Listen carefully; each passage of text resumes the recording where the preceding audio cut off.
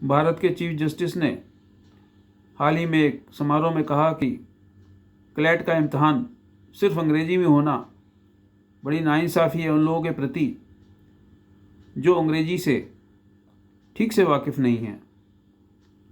इस तरीके के एग्ज़ाम सिर्फ अंग्रेजी में होने से हम इन इम्तहान को अर्बन सेंट्रिक कर देते हैं। ये इम्तहान अंग्रेजी में होने से एक प्रकार से बायस हो जाता है उन लोगों के ख़िलाफ़ जो मार्जिनलाइज्ड हैं, जो हिंदी भाषी या अन्य भाषी लोग हैं। यही बात लगातार मैं लंबे समय से कह रहा हूँ कि नाटक का इम्तहान लंबे समय से सिर्फ अंग्रेजी में हो रहा है और तो और उसमें ये आप देख पा रहे हैं इंग्लिश कम्प्रीहेंशन तक के सवाल पूछे जा रहे हैं।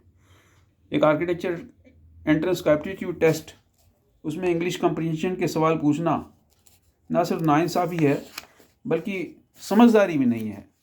आप आर्किटेक्चर एप्टीट्यूड के सवाल पूछिए, आर्किटेक्चर से रिलेटेड, डिज़ाइन से रिलेटेड सवाल पूछिए, लेकिन इस तरीके के इम्तहान में इंग्लिश कम्प्रीहेंशन के सवाल पूछना बहुत अजीबोगरीब सी बात है।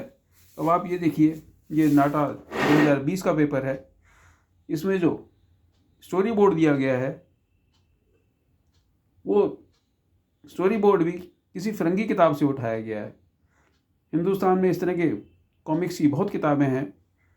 भारतीय कॉमिक्स में अमर चित्रकथा है, चाचा चौधरी है और बहुत सारे इस प्रकार की कॉमिक्स हैं जहाँ से स्टोरी बोर्ड आप ले सकते थे।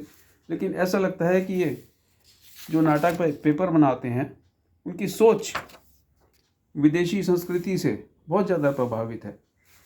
अब मैं समझता हूँ चीफ जस्टिस ऑफ इंडिया के आह्वान पर क्लैट का इम्तहान यानी लॉ का एंट्रेंस एग्ज़ाम अन्य भारतीय भाषाओं में भी शुरू होगा।